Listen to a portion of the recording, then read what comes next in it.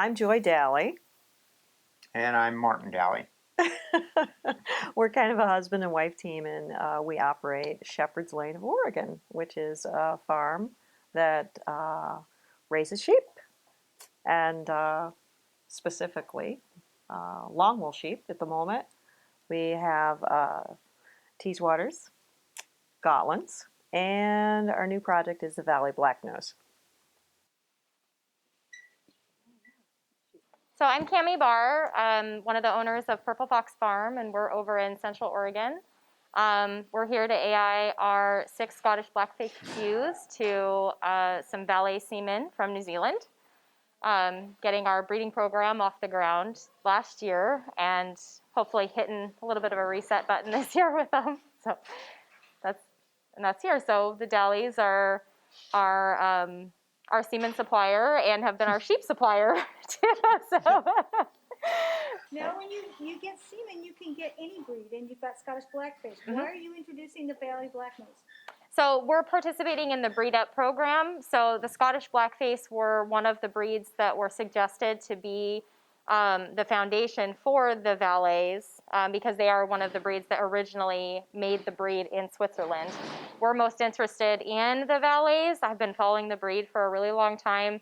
And then when they finally were able to be, the semen able to be imported in, then we kind of got really excited. The Dalys, were one of the first ones to be able to do that. And so we finally got to a place where we can support some sheep.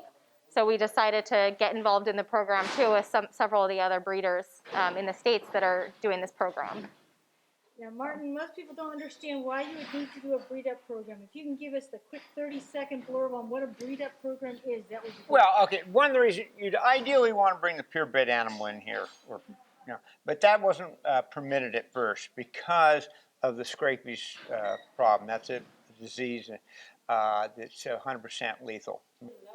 So the only alternative we had to get the genetics in the country at that time was bringing in frozen semen. Okay, the cryopreserved semen, and we would put that in ewes and what we call foundation ewes. All right, and then those foundation ewes, we breed them. Their progeny would be 50% Valais Blacknose. We'd wait until that progeny got to puberty, and then those ewes we would breed with another ram's Valais Blacknose ram, and that progeny would be 75. Then you go to 87.5 and 93.7. 75%. So you're going up with your percentages, So that's what the upgrading program is. Now, we went fast forward a little bit though. Once we started all this, all of a sudden embryos came available. And once the embryos came available, now we can get 100% animals in the country. So this is a breed up program is not a short-term thing. It is a long-term thing. Yes, you got to be dedicated. You got to be dedicated to keep going on and on. However, though, you can get to that high-quality animal with less costs. Okay, we're talking about these 100% animals coming in the United States. They're going to be $20,000 to $25,000 a piece. That puts a lot of people out of the market. There's going to be people that really don't necessarily want 100% animal, and we feel that probably when we get to 87.5%, 93% animals, they'll probably phenotypically look just like the Valais Blacknose. And for somebody who wants just pet animals, they don't need 100% $20,000, $25,000 animal sitting out there. So those people in the upgrading are going to have a good market of selling their animals to these people that aren't, want to spend that much money for animals. Now, if it does pull any of that genetic trace from the Blackface, do you like that animal? Yeah, I mean, we like the Scottish Blackface. They're a beautiful breed, and they're a good, strong, hardy breed. The wool is a little bit more coarse on a couple of them but those animals we won't continue to breed on just for my preference. And so again, that's another preference. Joy and Martin have a different use for their wool. Everybody has, so that's the only place that I really kind of look at the difference between the two breeds. So if have some of those traits coming out from the Scottish Blackface, it's really not, that big of a deal. One of the for us. positive attributes of the Scotty Blackface, as Cammy just said, is they're very hardy, longevity. I mean, these ewes that we bred today, in a lot of breeds, we wouldn't even want to breed them. You know, they'd be just too far gone as far as reproductively.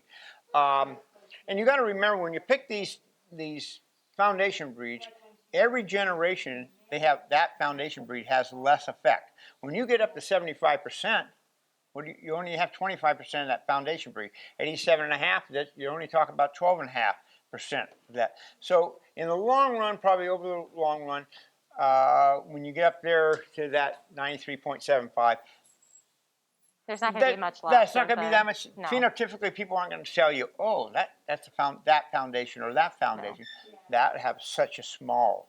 And plus, along that line, like Cammy said, you can do selection of the trait you want in those animals and really, So kind of engineer your breed. And along with us, since we're a small producer and the way that we manage our animals, a big thing for us is also temperament. So, we prefer the animals that have a more docile temperament that are going to work with us a little bit more because we don't have a huge acreage and we're not managing them with dogs. We're very hands-on. We've got little kids, so I want animals that are going to be a lot more friendly with me. That's just part of our management. So. Well, I think that's it. That's one of the big, strong attributes of the Valais Blacknose itself. Right. Very human-oriented breed. That's what very. We heard from a lot of different people now. Yeah, they just. Some people say they're in-your-face sheep, and they are. My dogs don't like them because they think they're another move. dog. They just sit there and go, "What are you trying to do to me?" And that's a big part of, or another reason that we chose to go with the Valais over some of the other the breeds too. No. So why do you go through this whole process like this? What's the value, the cost benefit of this? Yeah. Well, I mean, it's the cost benefit of this is you're making so much more rapid genetic improvement, and and that's a real thing. Agriculture runs on a very small margin, and anything you can do to improve that margin is beneficial.